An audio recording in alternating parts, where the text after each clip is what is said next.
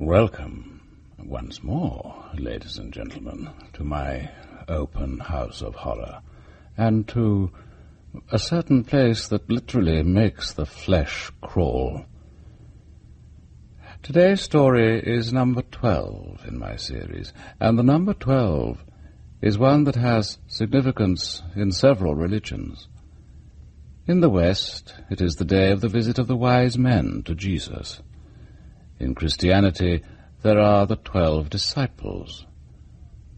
Today, you will be asked to consider the importance of the lamb in religion. Some years ago, I wrote a column for a popular gastronomic magazine. I would visit clubs and restaurants to report on their cuisine, their standards of courtesy, and their presentation.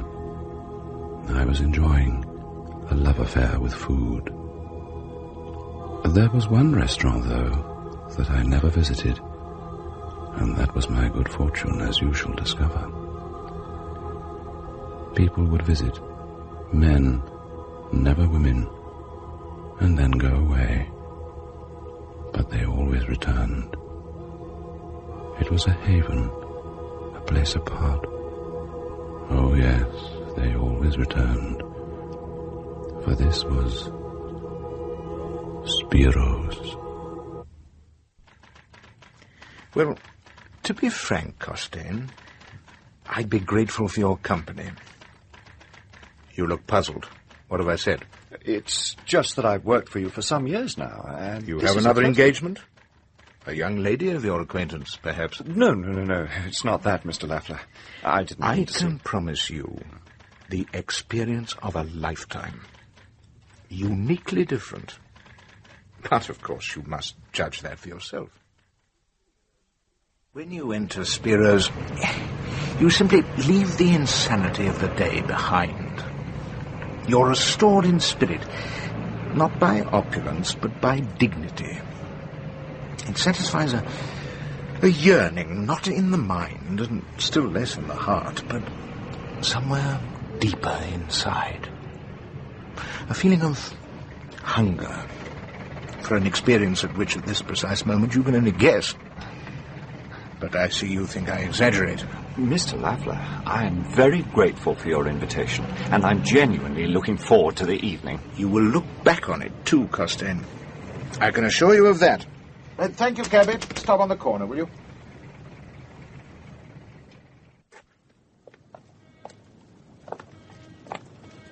You'll see the place in a moment or two, and I'm sure it will not be what you expect. It has no pretensions, Costain.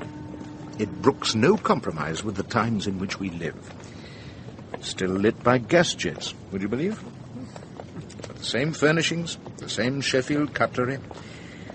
That's why I choose to walk this last part, rather than arrive by taxi. During the walk, I feel I move from one world to another, to a place of unashamed devotion. You make it sound more like a cathedral than a restaurant. Why have you invited me especially? I've always thought you were the only other person in the office who really seemed to have any appreciation of good food. And wonderful though dining at Spiro's is, the pleasure is heightened by having someone with whom to share the experience. Oh, incidentally, there are no women there. The tables are occupied by men only. It had occurred to me I might bring Anne at some time. Oh, no, old chap, I'm sorry, that's just not on. Unwritten rules, you see. And here we are. Now, careful of those steps in the dark.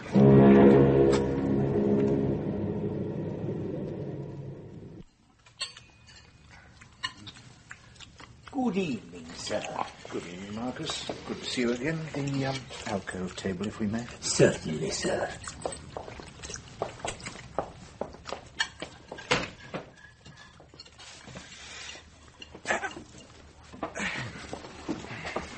Tell me, is the special being served this evening? I am so sorry, sir. Regretfully not this evening. Oh, dear, and after waiting so long, it's been a month. I was hoping to show my young friend here. You understand the difficulties, Yes, sir, of course. Alas, Costain, I had hoped to introduce you to the finest example of Spiro's culinary talents, but Unfortunately, it's not on the menu. What menu would that be exactly? We don't seem to have... Do you wish to be served now, sir? Thank you, Marcus. You ordered in advance? Well, I'm afraid Spiro's offers no choice whatsoever. Oh. You will eat the same meal as everyone else in the room. Tomorrow evening, of course, there will be something entirely different, though still with no choice. It's a funny way to build a reputation for good cuisine. I mean, not all customers share the same taste, surely. Under some circumstances, rare perhaps, I believe it is possible to be sure of everyone's taste for one particular thing. The special. You find the idea amusing, even a little arrogant, perhaps. Well, so did I in my turn, but you have yet to experience it. Well, I can see what you mean. There's hardly an eye off the plate. Do people come here solely to eat? Do you see much else? Or hear much else? It just seems a rather strange... Rather strange, Costain. Select. Unique to this establishment, in fact. Even now, as we talk, we do so only as a concession to the fact that you are my guest, a new visitor, as it were. That is why we sit at this alcove table. Our conversation will not disturb at this distance. Perhaps now the unspoken taboo on lady visitors is more plausible. This is not a place to entertain anyone but yourself, Costain.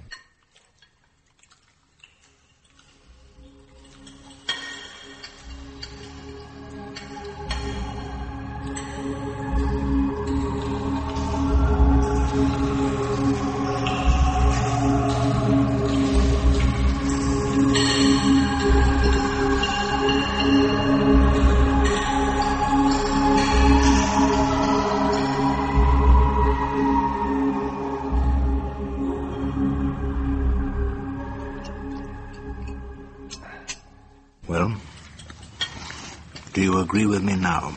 To my complete astonishment, I have to say I do. Mm-hmm. It really was delicious. Now you're beginning to appreciate, perhaps, the value of the unexpected. The element of choice being taken out of your hands. And think of the ease with which the kitchen can be run. We have a single chef bringing all his talents to bear on one task. You've seen the kitchen? Unfortunately not.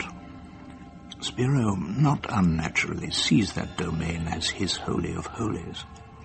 No one is allowed to cross the sacred portals. I must admit, it has assumed an almost obsessional fascination for me. Has no one seen inside? It's difficult to say. No one would talk about it, you see. It's not done. Another unwritten rule? You know, Mr. Lafleur, despite what is obviously an excellent cuisine, this place is really very, well, eccentric, don't you think? I mean, I know it's a club and all that, but this Spiro character... Mysterious, the word you used earlier, I think. Yes, you're right. He is mysterious, but no less an excellent host for all that.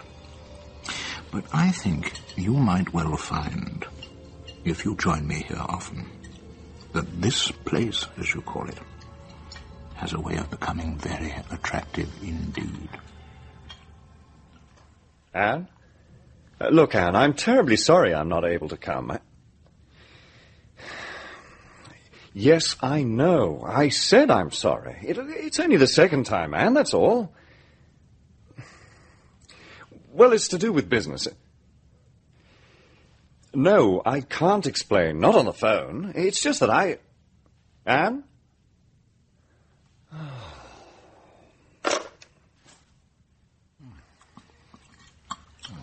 God, Lafleur, this is superb. I told you, the palate must always be uncluttered.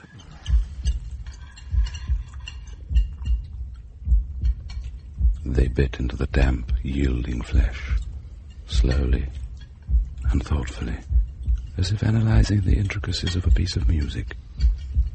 The range of taste was extraordinary, from the pungent nip of the crisp outer edge to the peculiarly flat, yet deeply satisfying ooze of blood which the pressure of the jaw forced from the half-raw interior.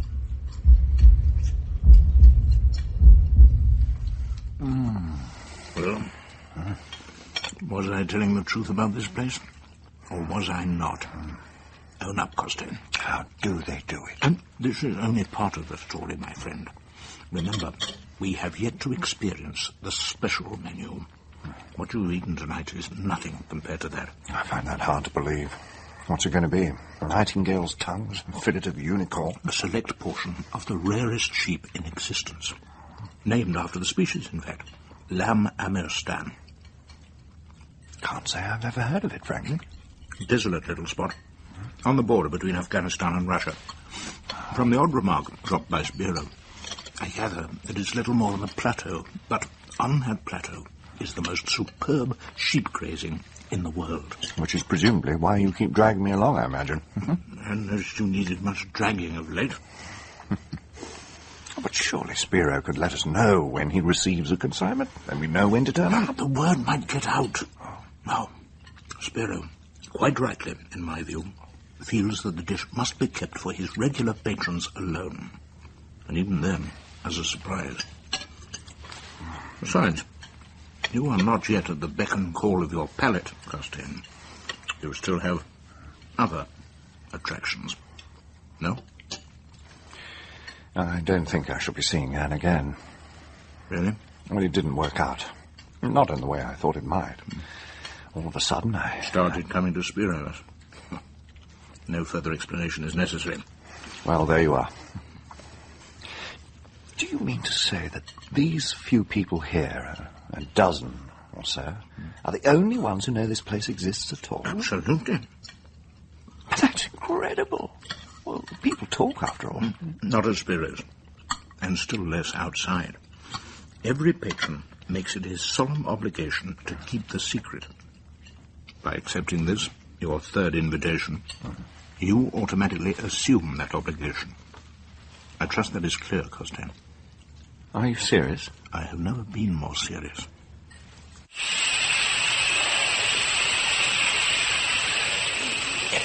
Oh, you never fail to surprise me, Lapper. This area is an absolute warren of surprises, in fact. I often come here after a meal, sometimes even before. It's a wonderful preparation, I find. Tones the flesh. You see, this is a classical bathhouse, my friend. The water is run gently over preheated stones. You know the place, of course. That seems almost to be a rule in this part of the world. More reserve than secrecy, you know. Something you will come to appreciate even more when you become a full member of Spiros. When will that be? Well, not long. I know he's casting a warm eye in your direction. How did you first find Spiros? Oh, well, like yourself, I was introduced by a friend. Some years ago now. Is your friend still a member? Officially, yes, I suppose he still is. He went on a trip up the Amazon or some such place. Never heard of since. But yes, I suppose he could still be considered a member.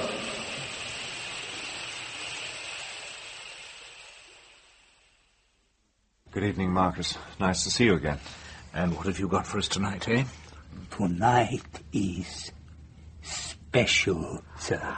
My God, did you hear that, Costain? Tonight is special. Lamb amiran. Hurry away, Marcus. You'll have 2 demented customers on your hands if we're not served immediately. Sir. This is it. You're apprehensive, aren't you? Does it show that much? A decade ago, I felt precisely the same thing. My first lamb amiran. Can you imagine it? Prepare to slaver over your food, Costain, and without shame. Mr. Lafleur, and friend, I am so pleased, so very, very pleased. No, do not stand. I have come to tell you that the lamb amiran will be an unqualified success. But I see your friend does not know me. Oh. An introduction, perhaps? Mr. Spiro, Mr. Costain, a good friend and associate. How nice to meet you, Mr. Costain. How do you do? You have visited us on the best evening possible, no? All too few get the chance to experience the lamb amiran so soon. I see old Stanton is missing tonight. Regular as clockwork and then stays away on the night. Oh, it is regrettable, of course, but each in their turn, Mr. Lafleur. Yes, indeed. assure you, you have a great treat in store, Mr. Costain. Costain's been dining here for over 2 weeks ago. Huh? He's by way of becoming a great admirer of yours. I can honestly say I've never tasted food quite like it. Oh, a great compliment. You honor me with your presence, and I return the same with my food. Huh? But the lamb amirstan is far superior to anything you have so far experienced, Mr. Costain. Far superior. Well, there's something that puzzles me, Mr. Spiro, if you don't mind me asking. Why is it that you keep such a superb restaurant purely for so few people? Surely it would be better to open to the general public. It is simply a matter of privacy, you see. Here, no one inquires of your affairs. No one desires to know the intimacies of your life. Here, the business is solely eating. I'm sorry, I didn't mean to pry. Oh, no, not at all. You are not prying. On the contrary, I invite your questions. Watch out, Costain. Don't let the old bully intimidate you. I've known him for years, and I can guarantee that his bark is far worse than his bite. Now, before you know it, he'll be showing you all the privileges of the house. Outside of inviting you to visit his precious kitchen, of course. Oh, but for anything else, I am entirely at his service. What did I tell you? Now, let's have the truth, Spiro. Has anyone outside of your own staff ever stepped inside that kitchen of yours? Eh? Your meal arrives, gentlemen. Before I take my leave, I must see what Mr. Costain thinks of the famous lamb amirstan. A mere taste, my friend, to please your host.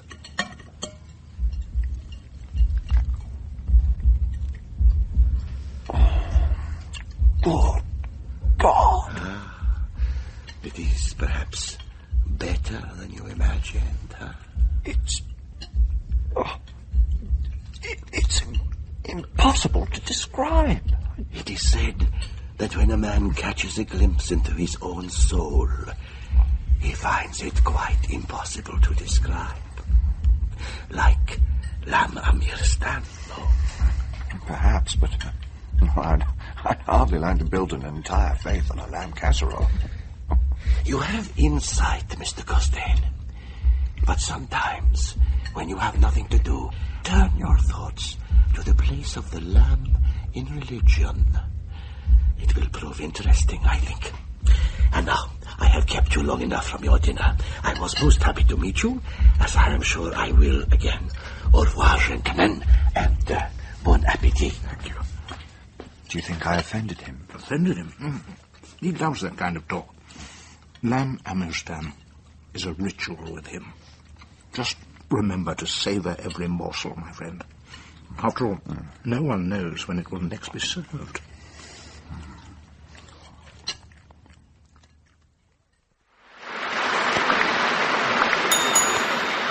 Oh, it's getting worse, if anything. We should have waited for a cab.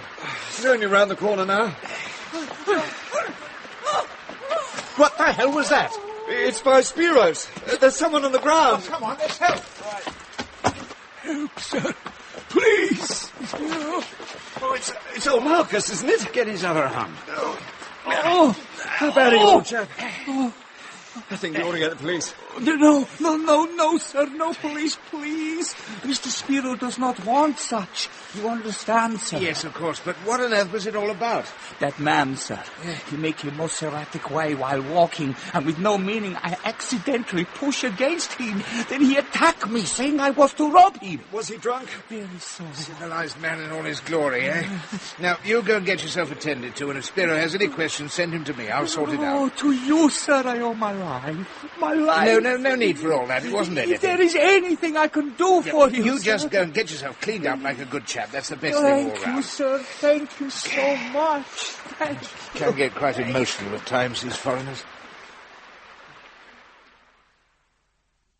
Anyway, that's what alcohol can do, you see. Brings out the worst in man. His innate savagery. A happy man rarely needs the consolation of the bottle. Why then do we both sit here night after night waiting on our meat? Not simply out of natural hunger, but because our baser instincts cry out for some appeasement. Which reminds me, isn't it about time it was on the menu again? It's been over a month I since... am sorry, sir. No special this evening. Back in harness, eh, Marcus? Good chap. How are you feeling? There is no longer problem, sir. And we're very glad to hear it. Well, whatever you have then, Marcus. Yes, sir. It'll probably be my luck to miss out on it next time, too. Why do you say that? Well, I'm off to South America for a surprise tour of inspection. Lord knows how long it'll take. Are things that bad down there? Well, they could be better. I haven't heard a word of it around the office. Well, it wouldn't be a surprise tour if you had. Nobody knows about it except myself. And now, you, of course. Now, I want to walk in on them completely unsuspected. Find out what they're really up to down there. As far as the office is concerned, I'm simply off on some jaunt somewhere. Long holiday, perhaps.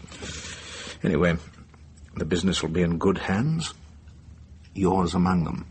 Mine? When you go in tomorrow, you'll find that you've earned yourself a promotion. You're leaving tonight, then? Well, I've been trying to wangle some reservations. If they come through, well, tonight's meal could be in the nature of a farewell celebration. I shall miss our dinners together. Nice of you to say so, Costain. I've enjoyed your company, too. Got fed up with being on my own. To tell the truth, I've put off my departure a whole week, hoping that I'd strike a lucky night. But I can't wait any longer. So, when you're sitting over your next special, don't forget to think of me.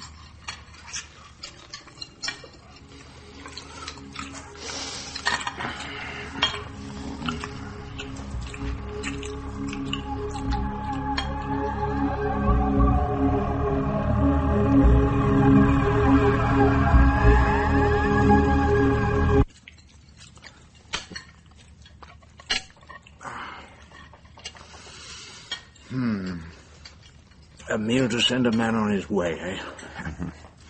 There's just one thing I want to do. Excuse me, sir. Yes, what is it, Marcus? I would prefer it if you didn't keep hovering, if you don't mind. My life. I owe it to you, sir. I can repay you. Look, I told you to forget all that. You owe me nothing. By the name of your God, sir, I will help you even if you do not want. Do not go into the kitchen, sir. What? I trade you my life for yours when I speak like this.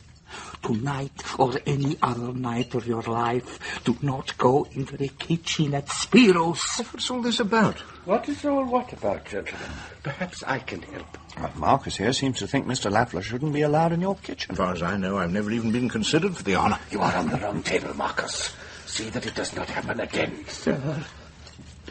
The good man was giving you advice in all amiability.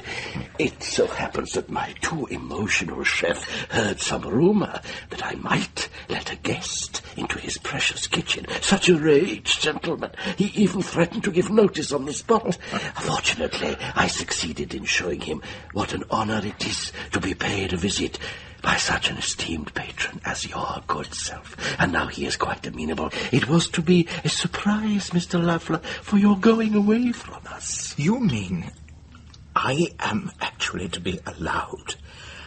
I am to be allowed to watch the food being prepared? And for you, yes, it is to be so. I regret, however, because your young friend is still a relative newcomer to our small circle. I understand perfectly, Mr. Spiro. Well, as it happens, I have an early engagement this evening and must be on my way. Perhaps when I am a patron of 10 years' standing, you might consider letting me see the kitchens too. You can be certain, Mr. Costain. On that you have my word. Goodbye, then, Lafleur. Have a safe trip. The journey across the floor towards the doors of the kitchen were to Lafleur like a journey to a world beyond. All the hopes and desires of his past years at Spiro's rose up to be fulfilled. Spiro took his arm lightly, both host and guide, a soft smile. The doors opened, and Lafleur crossed the portal. The kitchen, Mr. Lafleur. The place you have always wanted to see. Yes. Everything is so clean. It is necessary. See the knives here, Mr. Lafleur. They are so old. My grandfather before me used these knives. Touch them, if you will. Well, I think perhaps... This slab is of finest Italian marble. It is here at this slab that we do our work, Mr. Lafleur. We serve our customers here, at this very place.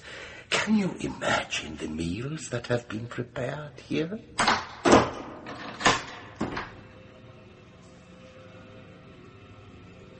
Well, it's all very nice. Anyway, thank you very much, Spiro. I have to get along now, unfortunately. Things to do before the trip, you know. There's always something that you... Why did you bolt... There is really nothing to fear, Mr. Lafleur. We are most careful. And after all, you are one of my more faithful lambs.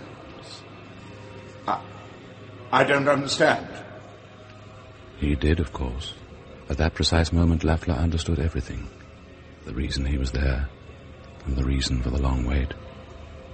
Somehow, Spiro knew of his impending departure, and only when a customer's absence would not be questioned would he be invited to the kitchen.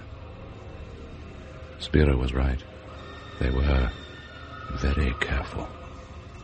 Oh, Lafleur understood all right, for this was Amirstan.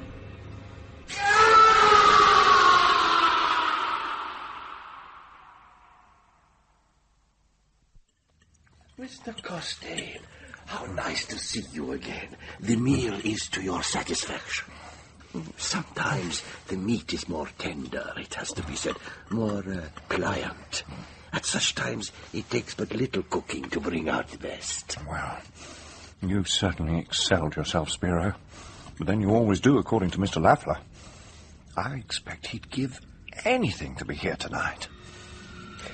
I would like to think that he is here with us, in spirit. Wouldn't you say, Mr. Costain? No? Joining with us in our little repast.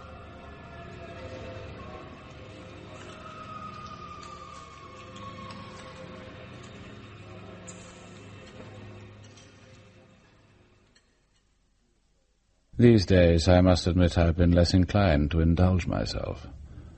Also, I've turned down every invitation to eat out at some absolutely wonderful new restaurant. Just in case, you understand. I mean, you, at least, will understand.